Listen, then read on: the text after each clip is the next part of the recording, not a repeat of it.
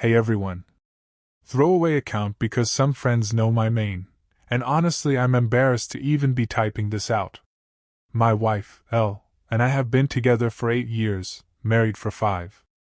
We've always lived a pretty modest life, nothing fancy, just a small rented house, hand-me-down furniture, and the occasional cheap date night when we can manage it. Elle has always been the kind of woman people stare at when she walks into a room. I used to joke that she was the prettiest girl in town, but it wasn't really a joke. She's stunning, charismatic, and honestly way out of my league. She always brushed it off and said she loved me because I was steady, reliable. The safe place she never had growing up. Things were good, until they weren't. About 2 months ago, I started noticing small changes, tiny ones that I tried to brush off. She was suddenly super protective of her phone. Like bring it to the bathroom level protective. She was dressing up more to run errands, wearing perfume just to grab milk, and coming home with this weird combination of guilt and excitement in her eyes. There was also this new air of confidence. Maybe arrogance? Hard to describe, but it was definitely new. I told myself it was stress, or maybe she just wanted to feel better about herself. I didn't push it. I really wish I had. The actual discovery wasn't some grand detective moment. It was stupidly mundane. One evening, Elle fell asleep on the couch after binge-watching some trashy reality show. Her phone buzzed on the coffee table. Normally she'd snatch it up like it was a live grenade, but this time she was dead asleep. I swear my heart started pounding before I even picked it up, like my body knew something my brain wasn't ready to accept. The message preview read, "Money sent. Worth every penny. Let's talk about next time." I froze. I literally just stared at the screen, trying to make the words rearrange themselves into something innocent. Curiosity, fear, dread, it all mixed into one horrible cocktail. I opened the chat. There it was. A full conversation with some guy I didn't recognize. Weeks of messages. At first, it sounded like some random stranger sliding into her DMs with compliments. Then it escalated fast. He offered her $20,000 for one night with her. And the worst part? She didn't shut him down. She negotiated. Bargained. Flirted. Lied. Planned. And eventually, agreed. There were receipts. Literal payment receipts. Photos. Messages afterward where she was bragging about how easy it was, and how I would never need to know. My whole world went silent. I remember my hands shaking so hard I almost dropped the phone. Elle was asleep 2 feet away from me, looking peaceful and innocent, while my entire life was detonating in my chest. That image, her asleep like everything was normal, still makes me sick. And that's how I learned my wife sold a night of her life, our life, for $20,000. I didn't sleep that night. I sat in the dining room staring at the dark window, replaying every conversation we'd had in the past month. Every "I love you," every quick kiss before she ran errands, every time I'd asked if she was okay and she'd smiled and said, "Of course, baby. Don't worry so much." By the time the sun came up, something in me snapped. I wasn't calm, but I wasn't yelling either. I was hollow. Numb. Like my emotions had taken a personal day. Elle woke up groggy, stretching like a cat, and shuffled into the kitchen. "Morning," she said, rubbing her eyes. I just stared at her. "Who's Daniel?" She froze. Not a big freeze, just a quarter-second hesitation, but enough. Enough to confirm everything before she even opened her mouth. She tried to play dumb. "What? Who?" I held up her phone. "Don't lie. Not now. Please." Her entire posture changed. Her eyes hardened. Her chin lifted. And then she did something I'll never forget. She smirked. "It's not what you think," she said, which was wild because it was exactly what I thought, plus a whole lot more. She launched into this insane explanation about how she only did it for us. That we needed the money. That she thought of it as a business transaction. That it didn't mean anything. She even had the nerve to say I should be grateful she was resourceful. Then came the lies. So many lies. He tricked me. He said he just wanted to talk. It wasn't really cheating because it was just one night. I was going to tell you eventually. I did it for our future. You don't understand how hard it is being me, being wanted all the time. Every excuse contradicted the last. She was throwing anything she could at the wall to see what stuck. When I asked why she didn't talk to me first, she rolled her eyes and said, "Because you would have said no." Obviously. Her voice was cold, almost annoyed, like I was the one inconveniencing her by confronting her about, well, selling herself without my knowledge. It was the moment I realized I didn't know the woman standing in front of me. Not even a little. Right after the confrontation, something inside me just shut down. I wasn't screaming, I wasn't crying, I wasn't doing any of the dramatic things you'd imagine someone would do after discovering their spouse traded a piece of their marriage for a stack of cash.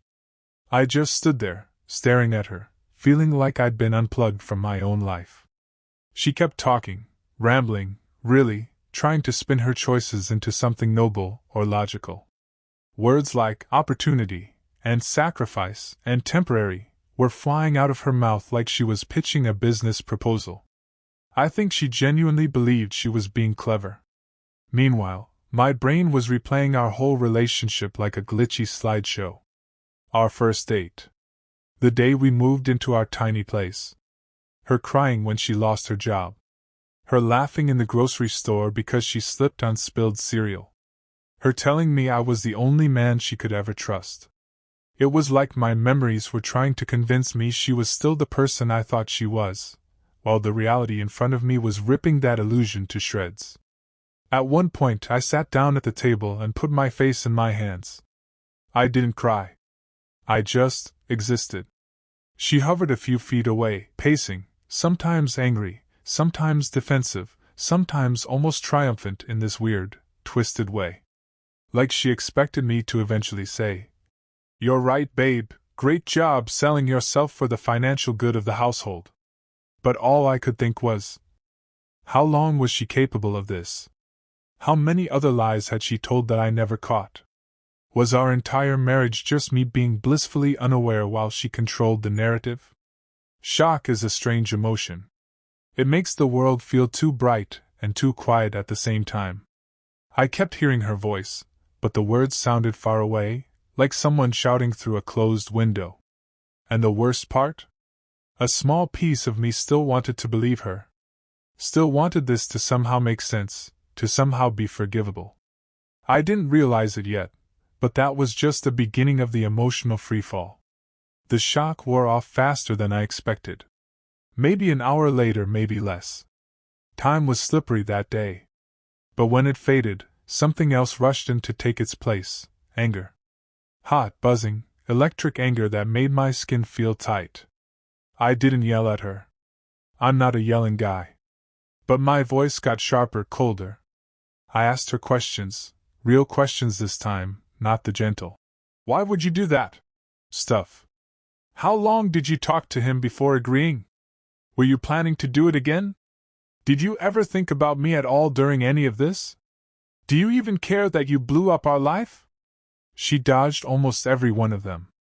Lied again. Switched stories mid-sentence. Blamed stress, blamed boredom, blamed money, blamed me. Yeah, she went there. At one point she said, "If you'd been more ambitious, none of this would have been necessary." That line nearly made me stand up and walk out right then. The audacity. The entitlement. The absolute lack of remorse.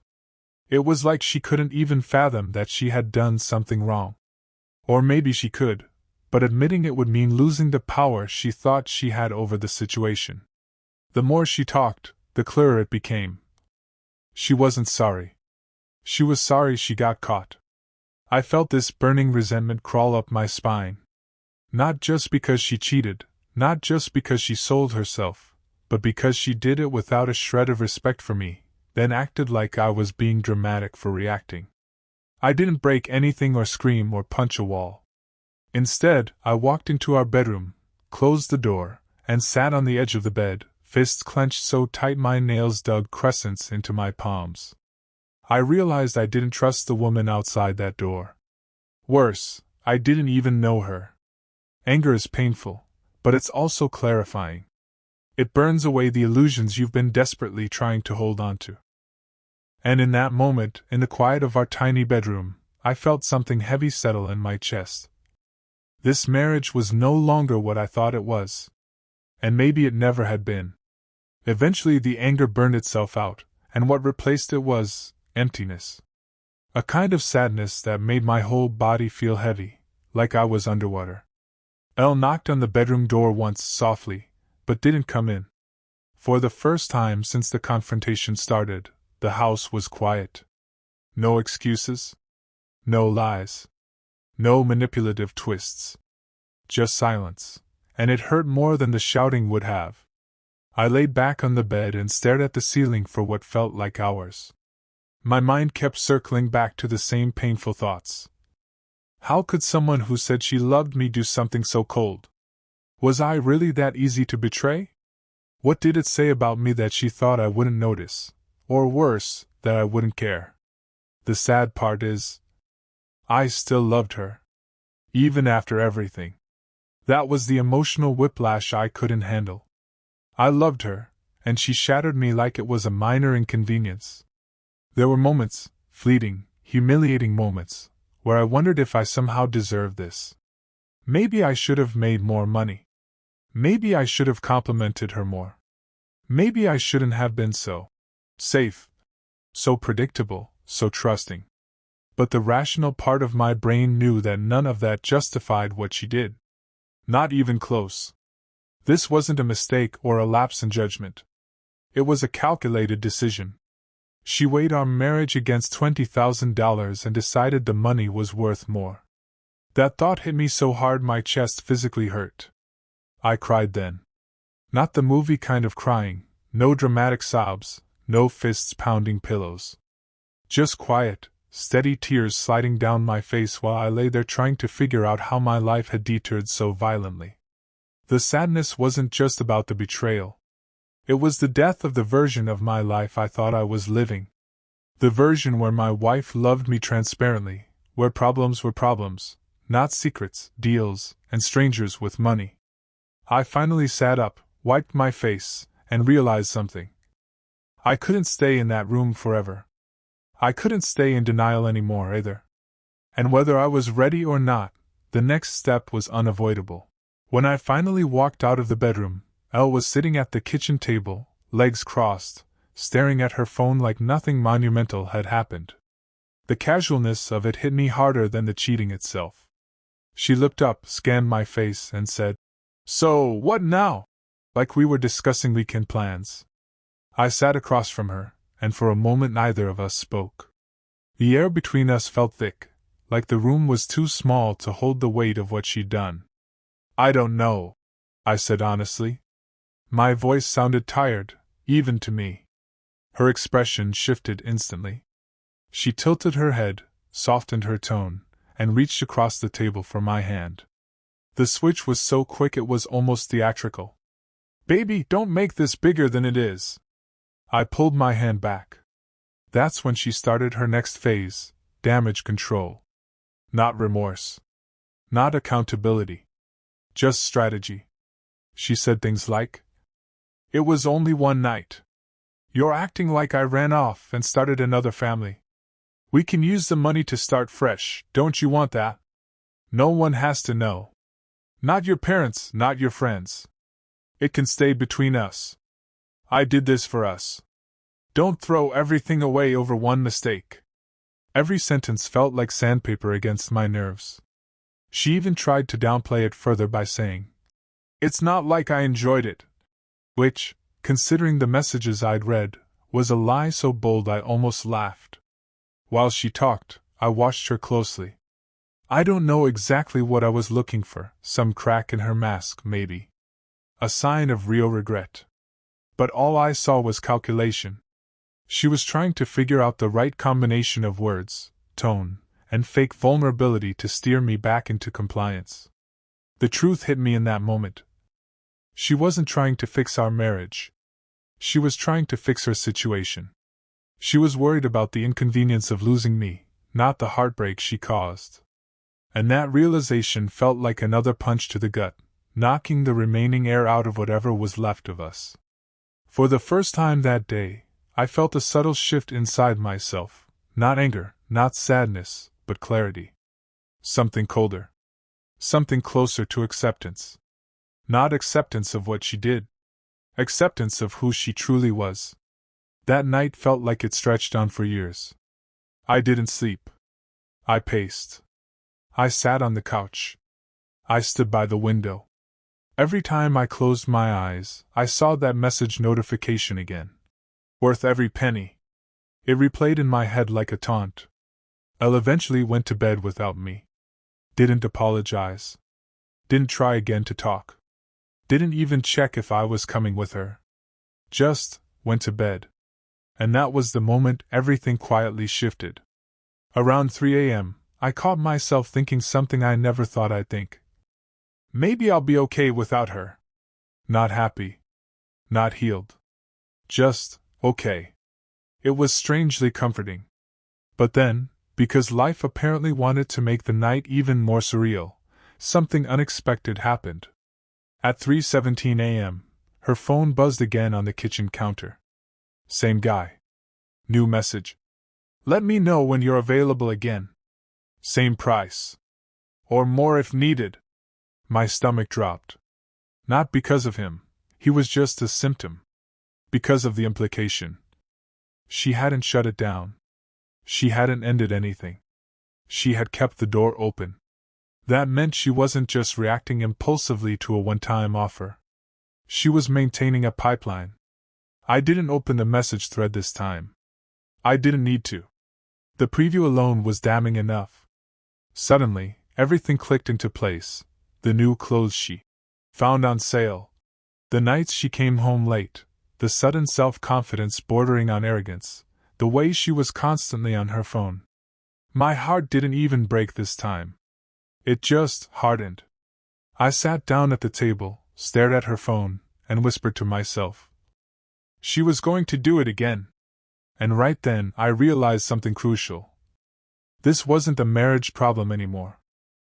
This was a me problem, me staying in a situation that was actively poisoning my life. I didn't decide everything that night, but I did decide one thing. I was done being blindsided. Done being lied to. Done being treated like the background character in my own relationship. By the time the sun came up, I knew the next conversation we had would be different. When morning came, I wasn't shaky or numb anymore. I felt strangely steady. Like a storm had passed, and all that was left was the wreckage and the quiet. Elle woke up late and walked into the kitchen wearing one of my shirts, acting like nothing was wrong, like she hadn't detonated our life less than 24 hours earlier. She smiled, sleepy and casual. Morning. I didn't bother returning the smile. I held up her phone. He messaged again. Her entire face shifted. Panic flashed for a millisecond before she smoothed it over with that same practiced confidence. Oh. Well. I haven't answered. It doesn't mean anything. It means enough, I said. It means you left the door open. You didn't end it. She crossed her arms, annoyed. I was going to. You didn't give me a chance. A chance? I repeated. To repeat it? To negotiate for a higher price? Because that's what it looks like. That got to her. The mask cracked. She got defensive fast. You're twisting this. I told you I did this for us. We needed the money. You should be happy I'm trying to make our lives better. You weren't trying to make our lives better, I said calmly. You were trying to make your life easier. She scoffed, rolling her eyes so hard I half expected them to fall out. God, you're being dramatic. Someone offered you money for sex, I said. And you took it. Then you kept talking to him. That's not drama. That's reality. And then, because she always had another layer, she hit me with something unexpected. "You act like you should be enough for me," she snapped. "But let's be real, you're comfortable. You never push yourself. You never take risks." "I do. I took a risk for us. And instead of appreciating that, you're acting like I murdered someone." I stared at her, feeling a mix of disbelief and clarity. There it was. The truth she'd been circling all along. She didn't think she betrayed me. She thought she elevated us. She thought I should admire her for being bold enough to do what I couldn't. I finally said, "You didn't take a risk. You took advantage of me. You gambled with something that wasn't yours to gamble." She didn't like that. Not one bit. "Fine," she said sharply. "If you want to throw this away, that's on you. But don't pretend I'm the only one who made mistakes." I stared at her for a long moment before asking, "What mistake did I make?" She hesitated. Blink. Deep breath. Then she said, "You made it too easy to lie to you." It was like ice water down my spine. She didn't even say it cruelly. Just, matter-of-factly. Like she'd been waiting to tell me that. That was the moment I knew there was no going back. Not because she cheated, but because she blamed me for trusting her. That was the final crack in something that had already been shattered. After she said that, "You made it too easy to lie to you," something inside me finally settled.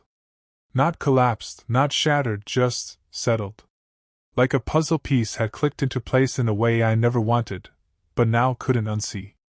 I didn't yell. I didn't curse. I didn't call her names. I just stood there, feeling an almost eerie calm. She seemed thrown off by it. She expected fireworks, some explosive fight she could twist into mutual blame. But I wasn't giving her that. Not anymore. I walked past her, grabbed my jacket from the hook, and said, "I'm going for a drive." She scoffed behind me. "Yeah, run away. That's what you do." But I didn't turn back. Didn't give her the satisfaction. I got in the car and drove with no destination in mind, just away. Away from the house, away from her, away from the twisted logic she'd been spinning around me like a web. I ended up at a gas station on the edge of town, sitting in the parking lot with the engine off. People came and went, living their normal lives, while mine felt like it had been torn in half. That's when the real decision started forming, not all at once, but in pieces. Piece 1. Trust is dead. She killed it without hesitation. Piece 2. She didn't regret the cheating, she regretted being caught. Piece 3. If I stayed, I'd be teaching her that this behavior was survivable, fixable, acceptable. Piece 4. She would do it again. Maybe with the same guy, maybe with another offer, maybe for more money. But she would. Because she saw nothing wrong with it. And the final piece. I deserved more than a marriage built on lies, manipulation, and her sense of entitlement. I sat there for a long time, letting those pieces come together into one undeniable truth. I was leaving her. Not maybe. Not if she doesn't change. Not after counseling. Just leaving. A strange sense of peace washed over me. Not happiness, just relief. Relief at finally stepping out of the fog she'd kept me in for years. For the first time since discovering everything, I could breathe fully. When I finally turned the car around to head home, I wasn't confused anymore. I knew exactly what I had to do next. I got home around late afternoon. The house felt smaller, heavier, like it had been holding its breath since the night before. Elle was in the kitchen, scrolling through her phone like she hadn't just blown up our life. She looked up when I walked in. "Where have you been?" she asked, feigning casualness. I didn't answer right away. I just stood there, studying her, the woman who had been my partner, my confidant, my home. And now, someone I didn't know. Finally I spoke. "I'm leaving." She blinked. "Excuse me?" "I'm leaving. I can't stay here." I can't stay married to someone who doesn't see anything wrong with selling our life for a night of money, and then blaming me for trusting you." Her mouth opened and closed like she was trying to catch a word, any word. I could see the calculations running through her mind, trying to figure out how to spin this, how to convince me, how to manipulate. But I didn't give her that chance. "I've thought about this all night," I said. "I've decided. You had your chance to be honest, to show me respect, to value what we have. You didn't. You lied. You cheated. You kept talking to him afterward. I can't do this anymore." She leaned back in her chair, smirking slightly, as if she'd expected me to beg or cry or throw a tantrum.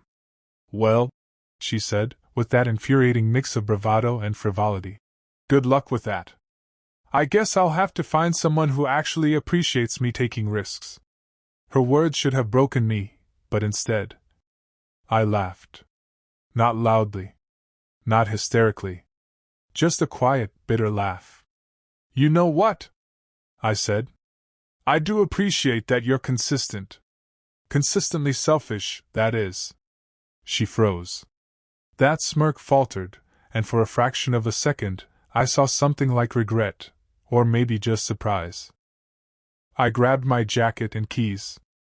"I'm done talking." Walking out the door, I felt a mix of relief, sorrow, and an odd, quiet pride. Sorrow for the life I thought I had, pride for finally seeing clearly and acting on it. The first few days after leaving were surreal. I stayed at a friend's place, slept poorly, and barely ate. Every little thing reminded me of her, the way she laughed at the dumbest things, the scent of her perfume on a jacket I'd forgotten in the closet, even the half-empty coffee mug she always left on the counter. I found myself replaying everything in my head, the messages, the lies, her justifications. At first I was obsessed with what she did, trying to make sense of it. But slowly the obsession shifted. I realized it wasn't about the money. It wasn't about the one night. It was about who she was. The person I'd married had never truly existed. She was cunning, frivolous, and entirely self-serving, and I had spent years ignoring the warning signs because I wanted to believe in the fairy tale. Friends reached out, some shocked, some supportive, some telling me it wasn't worth it anyway. Social media made it worse. I kept seeing posts of her smiling in pictures, laughing, living the life she thought she deserved. It stung, but it also reinforced my decision. I started picking up the pieces slowly, changing routines, reestablishing my space, and learning to trust myself again. It was exhausting, and there were moments I questioned whether I'd made the right choice. But deep down, I knew I had finally reclaimed control of my life. The strangest part? Relief. It was a quiet, constant hum. No more wondering, no more paranoia, no more walking on eggshells. She wasn't mine to worry about anymore, and that alone was worth everything. Weeks turned into months, and the sting of betrayal dulled into something quieter, less raw, more instructive. I started thinking about what I had learned, not just about Elle, but about myself. First, I learned that love and trust are not interchangeable. I loved her. I trusted her. But trusting someone is a conscious decision you make every day, and she had made hers long before I even suspected. Loving her didn't protect me from her selfishness. Second, I realized how dangerous charm can be. She was beautiful, magnetic, and smart, and she used all of that to manipulate the narrative, to frame her decisions as clever or necessary. I had been blinded by admiration for so long that I ignored the little warning signs, the casual lies, the over-the-top justifications, the way she always made herself the hero of every story. Third, I understood the value of boundaries. I hadn't needed her to be perfect. I just needed honesty, respect, and basic decency. Those things weren't optional, they were essential. And she couldn't give them. Finally, I recognized the difference between sacrifice and self-interest. She framed her choices as sacrifices for us, but they were always for her. And no amount of money, excitement, or risk could change that. It hurt. It hurt like hell. But it also made me stronger. I could see clearly now, without the haze of love clouding my judgment. And maybe that clarity was the only gift I could take from the mess she left behind. I've spent a lot of time thinking about what I would say to someone else if they were in my shoes, staring at a betrayal like this. So here it is, bluntly, the advice I wish I'd had before Elle turned my life upside down. Trust your instincts. If something feels off, it probably is. I noticed the small changes, brushed them off, and that cost me months of peace. Don't ignore the red flags. Don't confuse charm with loyalty. Beauty, charisma, or smooth talk can blind you. Look for actions, not words. Value your own worth. She tried to make me feel like I owed her admiration for taking a risk. Don't fall for that. You don't owe anyone forgiveness for their selfish choices. Boundaries are non-negotiable. Decide what you will and won't accept in a relationship, and stick to it. Betrayal isn't just an event, it's a breach of the foundation. Walk away if you need to. I didn't stay to see if she'd change. I left, and that choice saved me from more heartbreak. Leaving isn't weakness. Sometimes it's the only honest option. Grieve, then rebuild. It's okay to feel anger, sadness, and confusion. But eventually, focus on rebuilding your life around yourself. You deserve a life where you feel safe, respected, and valued. Honestly, I don't think I would have believed anyone who told me this could happen to me. But it did. And surviving it taught me more about myself than I ever expected. It's been nearly a year since I walked out that door. The pain has softened, the anger has settled, and the shock has faded into memory. I still think about Elle sometimes, not with longing, but with clarity. She was part of my life, yes, but not my future. What I've learned is this: betrayal can feel like a hurricane, tearing everything familiar apart. But after the storm, you're left with the pieces, and the power to decide how to rebuild. I rebuilt my life. I reclaimed my trust, my confidence, and my sense of self-worth. I also learned to forgive, not her, not what she did, but myself. I forgave myself for being naive, for loving someone capable of such manipulation, for ignoring the signs. That forgiveness was the first real step toward freedom. To anyone reading this who's going through something similar, it's okay to feel shattered. It's okay to grieve what you thought your life was. But also remember, you are worth more than the lies, the manipulation, and the excuses of someone who sees themselves above the bond you share. I don't know what Elle is doing now, and frankly, I don't care. I do know that I am finally living for myself, and that, after all the heartbreak, all the betrayal, and all the tears, is a kind of victory I never expected. Sometimes the hardest lessons leave the clearest paths forward. I'm walking mine now, free of illusions, free of betrayal, and finally at peace.